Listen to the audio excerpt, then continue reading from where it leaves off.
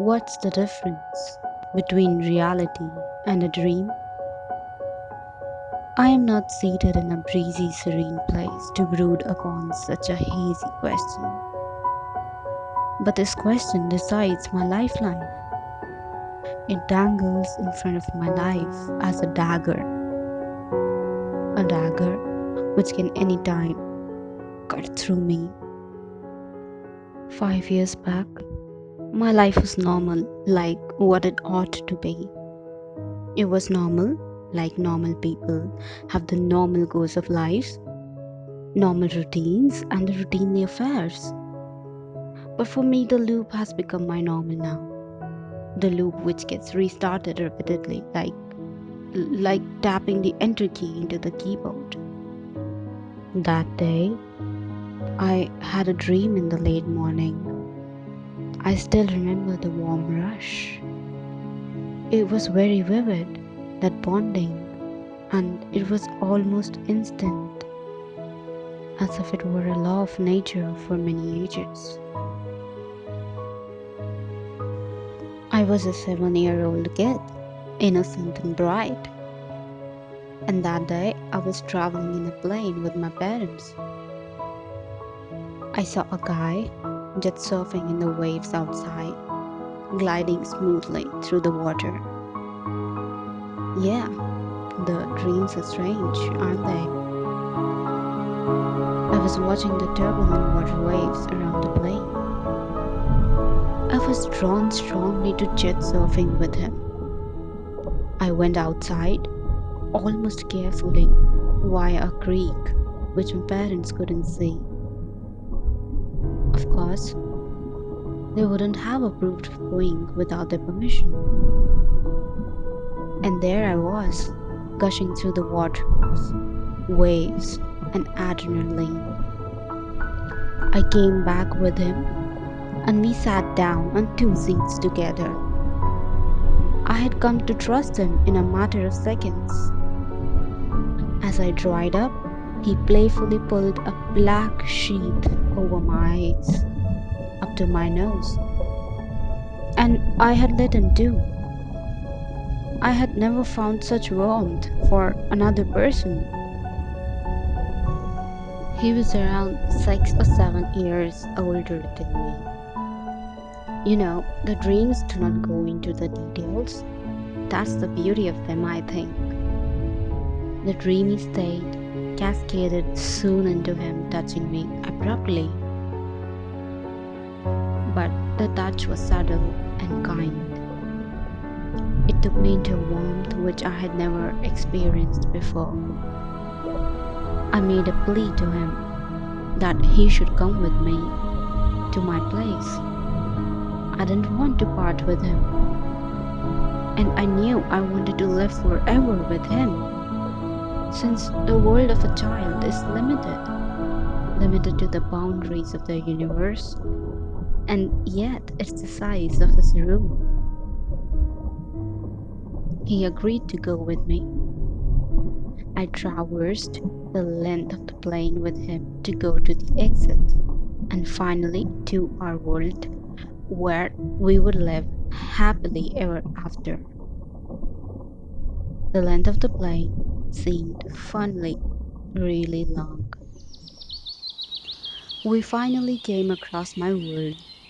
I told him how my parents were really famous in my world and had many pictures of them stuck to boats and walls everywhere. I showed him the boats and pointed towards my parents. But soon it was all shifting. I couldn't find my parents anywhere on the boards or posters. I started sweating. This world was an exact copy of mine. I couldn't find them. I was lost. And strangely, I was growing quickly into a woman. I lost my senses and asked him all about this. He told me it was quite a tedious work replicating my world, but had just missed the mark by being not able to replicate my parents.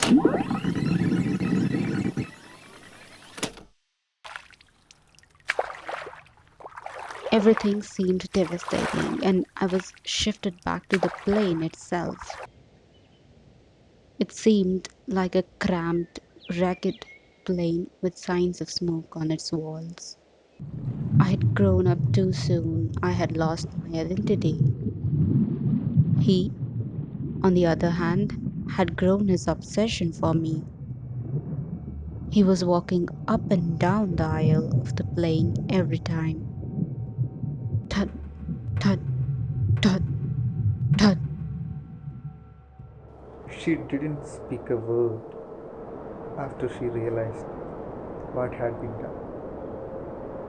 Or maybe she didn't know what had happened. She was shaken up. It was all because of me. Her reality and imagination kept looking back at her. I kept searching through the newspapers for her parents' photographs. I failed and was failing to get her back. Every time I was across her while walking up and down, she smiled at me. The smile, of course, wasn't genuine. It had a mountain of fear and it was growing day by day.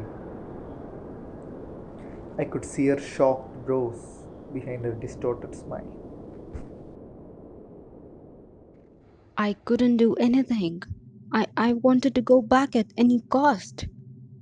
I had tried escaping once or twice but failed. With this, he had bought a gun, which was always around his armpit. The repetition went on thousands. Up and down, up and down, up and down, up and down. The dream had to end, and in such cases, I usually shut my eyes for me to open to my real world. But every time I did so, I was taken into a memory state in my mind.